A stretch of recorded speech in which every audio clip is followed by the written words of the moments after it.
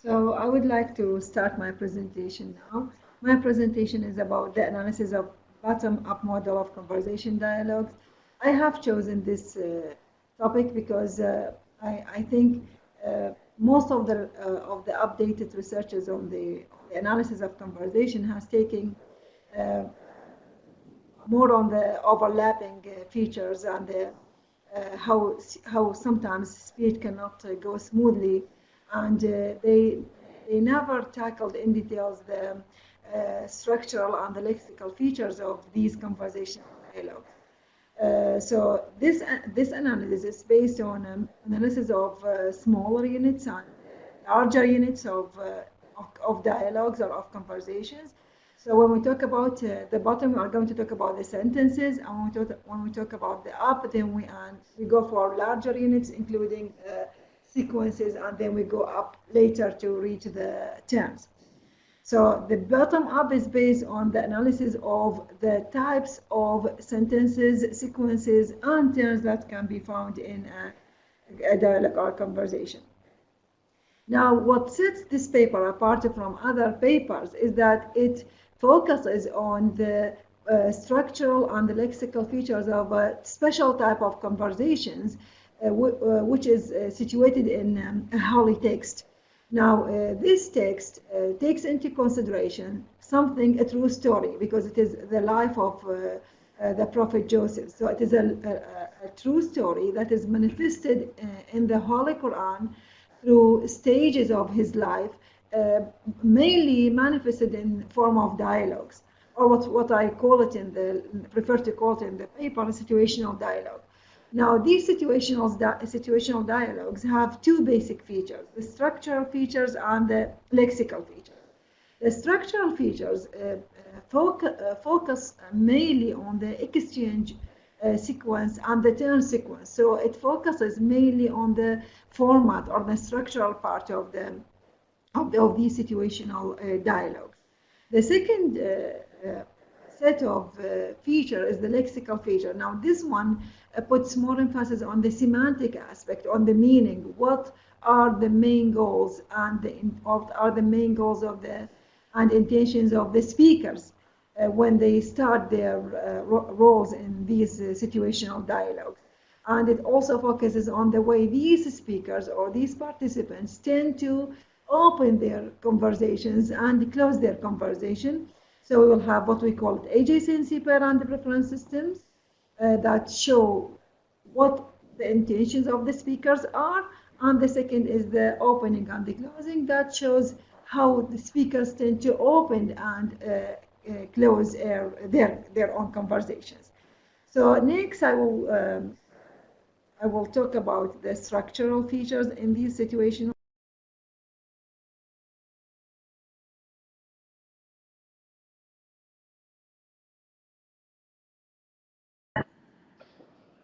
I'm sorry, is there a problem? Are you able to hear us and continue? Dialogues. Now, the first thing within these structural features is the exchange system. The exchange system is highly connected with the idea of turn taking among the participants. So when the first person starts his speech, he usually forms the initiation. This initiation is usually taken up by another speaker or the second participant in the form of a response. Now, the first speaker has the right to take the turn again and takes the floor and produces what we call it the re-initiation. Now, this form of initiation, response, and re-initiation form what we call the exchange system.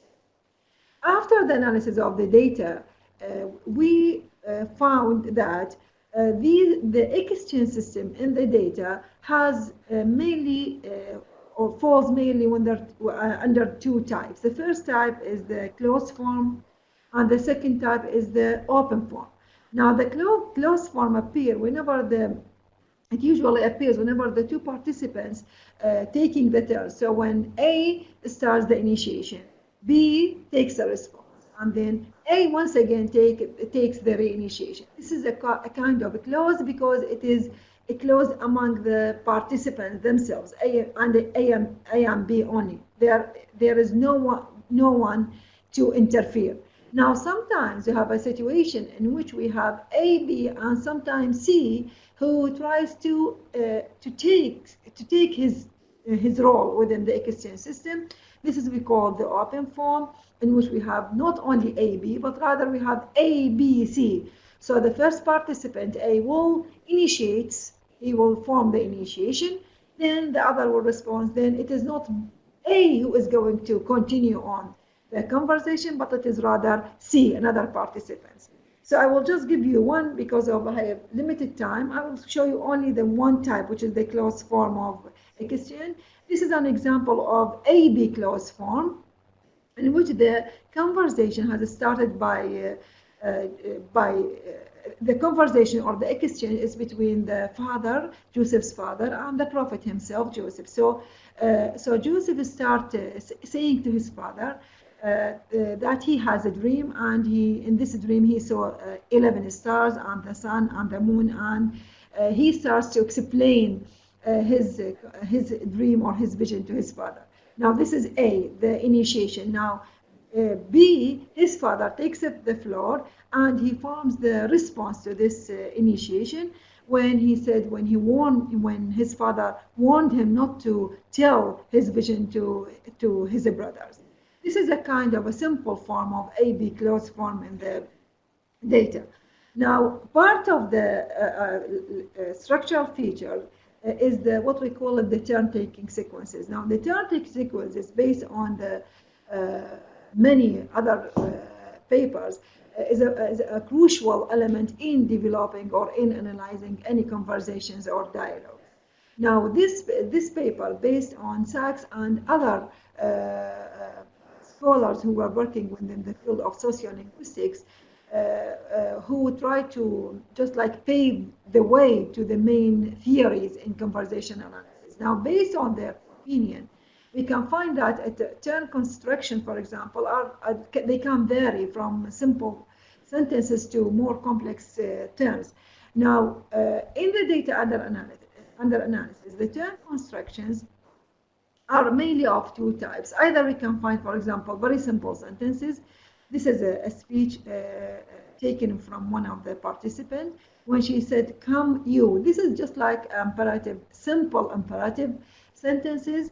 This stands in contrast with B, when in which we can find more complex or compound sentences, when the brothers said, "Joseph and his brother are more beloved to our father than we, while we are a clan." This is when with the use of the conjunction. This is a stands or represents a more complex type of turn construction. So turn constructions can be simple or can be complex, but most of them tend to be complex and compound sentences, and we can find only one or two instances of simple sentences. Now this point shows how the turn are constructed within the turn-taking system. The more important aspect that we need to talk about when we talk about turn-taking is what we call the turn allocation. Now, turn allocation is related to the way usually speech is transformed between the participants. Within the data under analysis, it seems that either the person himself, he can select himself, and then he starts the speech and takes the floor. And sometimes it does not come by self-selection. It comes when other people in the situational dialogue can select one person to start his conversation, especially when by the use of vocative element. So if it is a self-selection, it means I will select myself, or somebody will select himself to start the speech. This is example number one, self-selection. And there came a company of travelers, and they sent their water drawer, and he let down his bucket. He said, "Good news, here is a boy." Then this is an extract taken after the Joseph's brothers, they throw him to the well. So a group of travelers, they cross by the well, and one of them takes the turn, and he selects himself because he wanted to transfer the news of good news of having a boy. So he was not being selected. He initiates the talk, and in this case it comes under self-selection. Now, in other situations, it is not that the person himself selects himself, but rather he is selected by other people. So this is an example by the king who selects Joseph to take the turn. So the king said, "Bring him to me." But when the messenger came to him, to Joseph, Joseph said, "Return to your master and ask him what is the case of the women." Now, this is a clear example of how other allocation or other selection is usually dominated in the data.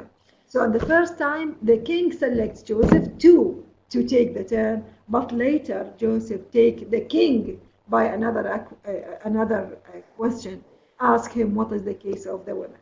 So these are two techniques that are used in the dialogues to to exchange the terms within the structural features. Now these terms, generally speaking, these terms are either tend to be continuous terms or discontinuous terms. Usually, the data is characterized by explanation. This explanation either comes at the beginning, then the terms go on smoothly. Then in this case, we will have what we call it continuous term. Sometimes, no, the speaker starts, first speaker A, then instead of having the response from B, we rather have a kind of explanation that sheds light on the main event that is following or that is preceding this situation. And this, when the explanation appears between speaker B, speaker A, and speaker B, then in this case we will have what we call it the discontinuous term. The term is discontinued because of the explanation that intervenes in the middle of the terms. Now, this is for as far as the structural features is concerned. Now, I would like to move now to the last thing, which is the rules.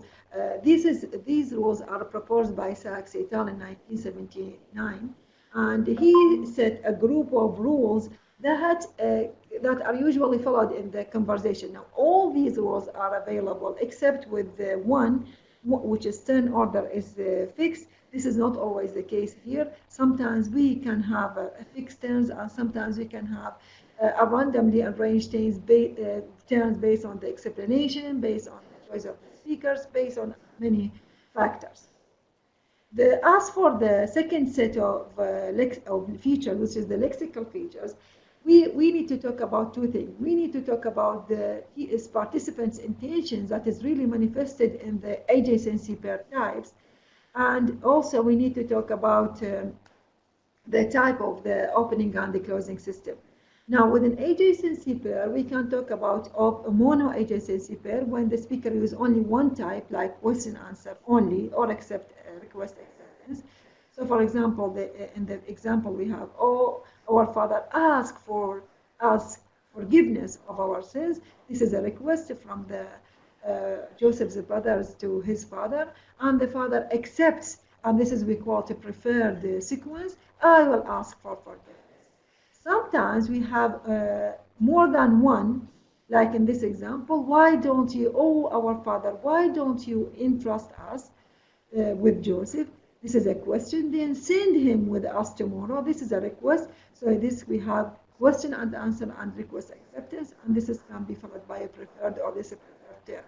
So the adjacency pair is the best way to manifest the speaker's goals, intentions during this stage. That's why it is part of the lexical features of conversation.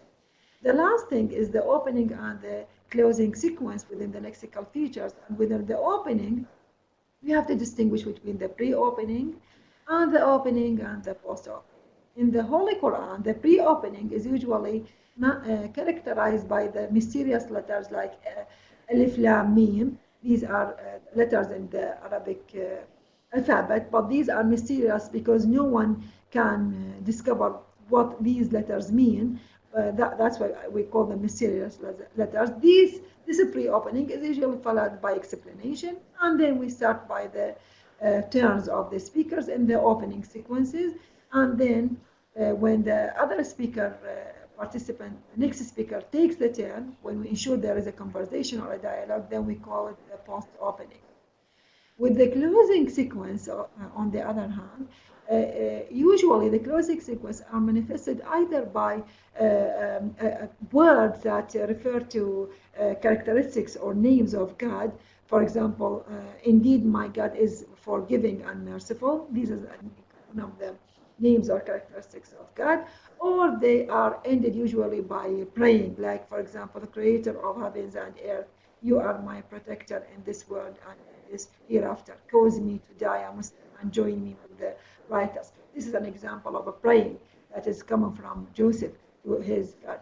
So these are the two ways of closing the sequences in a conversation. Now the main goal behind this analysis is to try to just like pave the way about the types of terms, types of sequences, types of types of that usually are used by participants in a situational dialogue, which is different from everyday dialogue that is full of overlapping interruptions.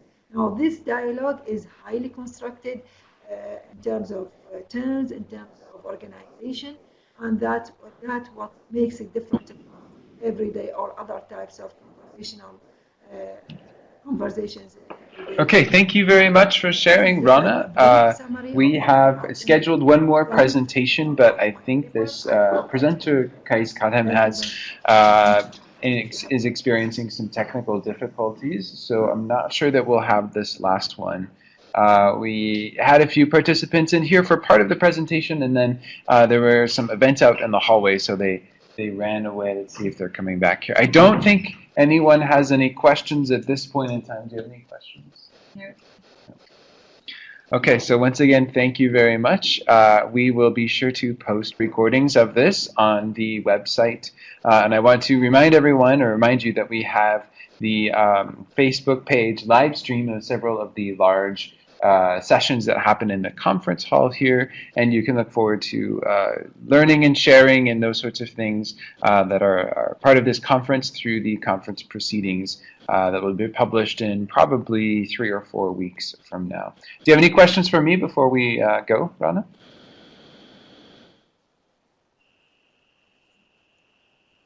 Okay. Okay, thank you very much for putting up with the technology and finally getting to present. We really enjoyed it on this end, so thank you again. Thanks a lot. Thanks a lot. I really